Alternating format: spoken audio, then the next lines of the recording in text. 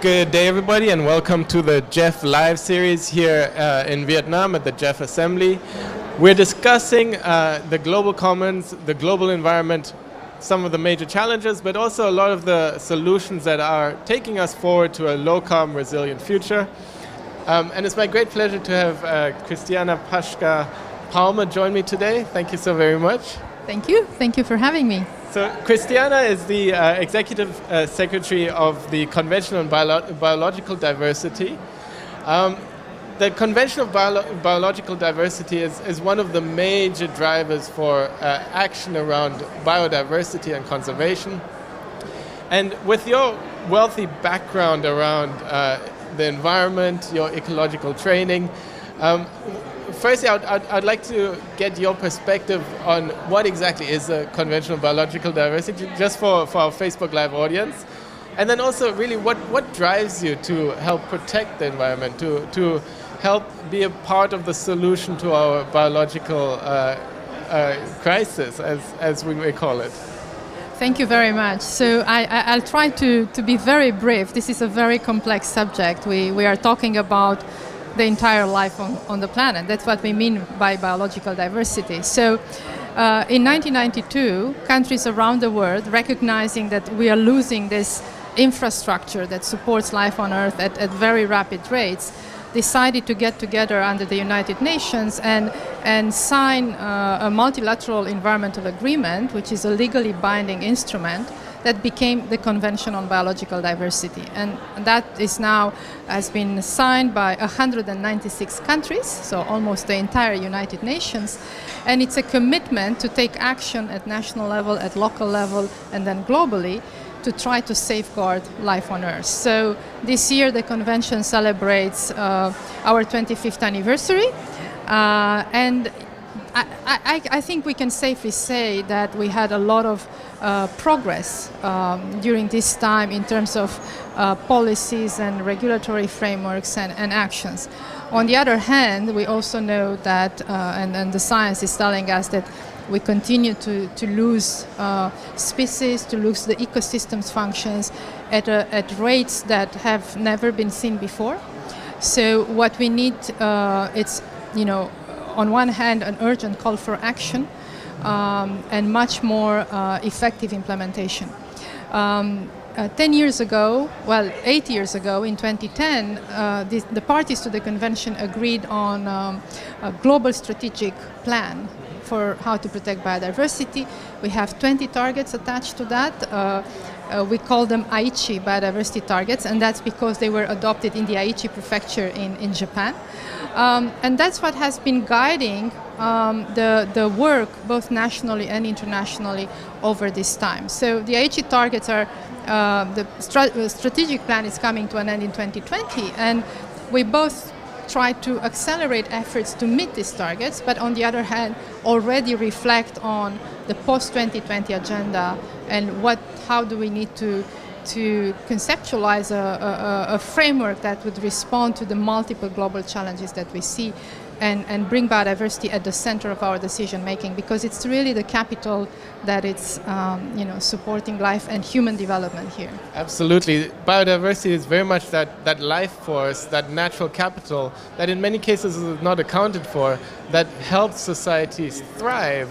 And looking ahead, so we've got the Aichi targets and we're aiming to achieve them by 2020, but the agenda is so much bigger, and we know that we're in a bit of a crisis. We know that we're losing species on a daily rate. So looking post-2020, how can we really accelerate this agenda? How can we ensure that more people get involved, that countries come forward with more ambitious targets? Well, listen, I'm going to use this opportunity to say something that may be a bit scary. We actually don't have much time to get it right. The science modeling and the science scenarios indicate that by 2050, the loss of biodiversity is so dramatic that can have irreversible consequences for the way all the planet functions. Perhaps this message is not very well understood out there, so I'm taking the opportunity to bring it up, because there is really an urgency of action. So now when we look at post-2020 and perhaps trying to learn from the last decade, the question is, how do we do things differently to perhaps be more successful in the future? There are many pathways that we have to consider, but one of the blocking factors, it's in fact relying at the heart of the economic models, the economic development and growth models, which do not account for the natural capital as a finite resource. And we know that we live in just one planet, that's limited. We have planetary boundaries, so we have to be able to develop in a way that will ensure a good livelihoods and well-being for 9 billion people that we will be by 2050, while in the same time managing the pressure that we humans put on the other ecological systems. I think that we need to also understand that the human social and economic system is embedded in the nature system. We don't control nature, and we have to operate within these ecological limits. So addressing this kind of fundamental flaw, in a way, in the economic models, it's key. We also talk about transformative change. We really need a game changer in the way we address nature. Until now, it was very much related to species. You mentioned species loss. We talk about the Anthropocene and losing species at a massive rate. On the other hand, we need to acknowledge that without healthy ecosystems, without healthy soils, we can't have food security. Without healthy, aquatic ecosystem, we can't have clean water. And the examples abundant. So this mind shift change, this paradigm shift, has to happen in the way we approach post-2020, when we would like to refer to a new deal for nature. We do need a new deal for nature. Absolutely, and I guess that's also the message that you're bringing here to the GEF Assembly, that we need transformational change, that the economic transition needs to really account for the biodiversity value and ensure the health of our ecosystems. So, if I can give just one example there, because I think just putting things in figures, it helps sometimes understand. So there are economists out there, ecological economists, that look at the value of the nature services. In 2011, they were valued at about, globally, 125 trillion US dollars. That same year, the global GDP was 73 billion. We measure our development by the GDP, but we already recognize that instrument, that indicator, doesn't account for this wider capital that so far we don't manage properly. So I think it's important to bear in mind that what we are also losing in economic terms by not addressing holistically all these aspects, the integration between the human systems and the natural systems. So it's really shifting those economic calculations to include the natural environment. So here at the GEF Assembly, you obviously are working very closely with the GEF, and maybe you could explore a little bit that relationship, and also explain a little bit how through partnerships we can work better together. And finally, what's the role of business? How can businesses be a part of the solution? How can they really adopt the biodiversity agenda and help build a sustainable future? Thank you. Well, so GEF, which is the Global Environmental Facility, has been established in 1992 as the financial instrument to finance the implementation of the decisions under several Rio conventions, including the biodiversity one. So it has been our good partner for the last 25 years, and really the several sessions of, now we are talking about the GEF 7 cycle, they have been instrumental to support this agenda. So more than $3 billion were invested, many millions of hectares of protected areas were created through GEF. So it has been really, really instrumental. But again, looking forward, I think the approach should be more at the systems level, and that's the direction that GEF is also going, and that's the direction we also see in the convention. With regards to business, business are a key stakeholder in this game. The way they resource, the impact and the footprint that the businesses have on environmental systems has to change. And luckily, we also see a lot of positive development there. More and more businesses recognizing their dependency on biodiversity, especially in the agriculture and fisheries and forestry sector, but also the risk that biodiversity has for their business, and that costs a lot of money. And let's not forget the climate change. Biodiversity is impacted by climate change, but on the other hand, it's a critical solution for climate mitigation and adaptation. So businesses should be a key player, and we intend to engage them fully in the next stage.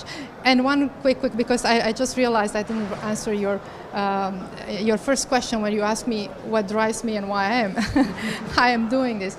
I'm doing this because I'm very, very passionate about nature. It has been my great love and passion all my life. I have a science background in systems ecology. I have a development economics and the business background later on academically.